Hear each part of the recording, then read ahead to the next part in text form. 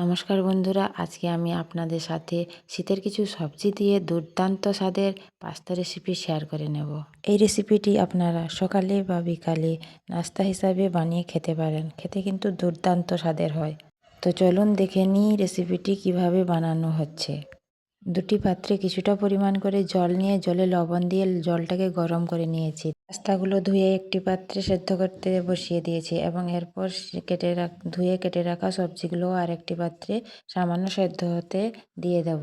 একটা আলু, কতগুলো বিনস এবং কতগুলো মটরশুঁটি ও কিছুটা বাঁধাকপি কেটে এখানে সব রকম সবজি সেদ্ধ হতে বসিয়ে দেব।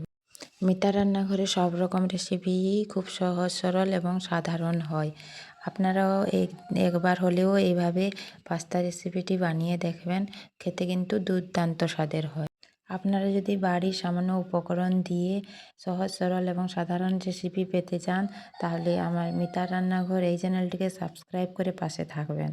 ভিডিওটি যদি একটুও ভালো লাগে তাহলে ভিডিওটিতে একটা লাইক করে আপনার মতামত জানাতে কিন্তু ভুলবেন না। পাস্তা রেসিপিটি বানানোর জন্য প্রথমে পাস্তাটি এবং সব সবজিগুলো ভালোভাবে সেদ্ধ করে নেওয়াটা খুবই প্রয়োজন।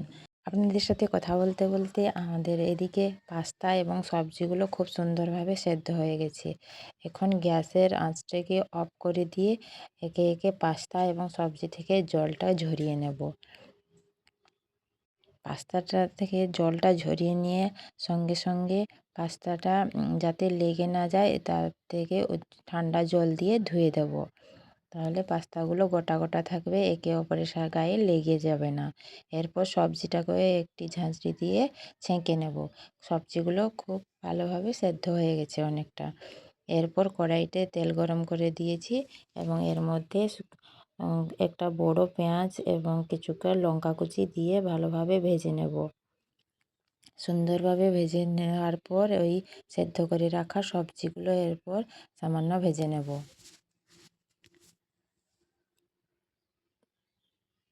সুন্দরভাবে নেড়ে চেড়ে তার সবজিগুলোর ওপর স্বাদ মতো লবণ দিয়ে দেব এবং একে একে সব গুঁড়ো মশলা দিয়ে দেব। হলুদ গুঁড়ো, জিরে গুঁড়ো, লঙ্কা গুঁড়ো, ধনে গুঁড়ো সব মশলা দিয়ে দেব।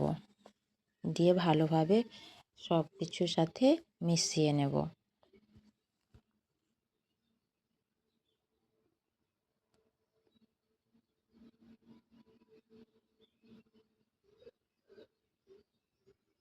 এবং এরপর কিছুক্ষণ ঢাকা দিয়ে রেখে দেব।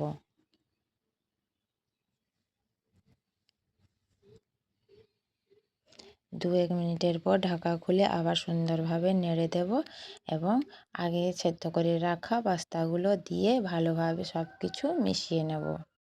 পাস্তা কিন্তু ছোটদের খুবই পছন্দের। অনেক বাচ্চা আছে কি কোনো কিছুই সবজি খেতে চায় না, কিন্তু ওদেরকে এইভাবে সবজি দিয়ে পাস্তা বানিয়ে দিয়ে দেখবেন, খুব সুন্দরভাবে খেয়ে নেবে। আমাদের পাস্তা প্রায় হয়ে এসেছে। এরপর ওপর থেকে সামান্য টমেটো সস দিয়ে দেব। আমাদের খালি টমেটো সস ছিল তাই দিয়েছি, তা আপনারা এখানে সয়া সস, চিলি সসও দিয়ে মিশিয়ে নিতে পারেন। টমেটো সসটাকে ভালোভাবে মিশিয়ে নেব।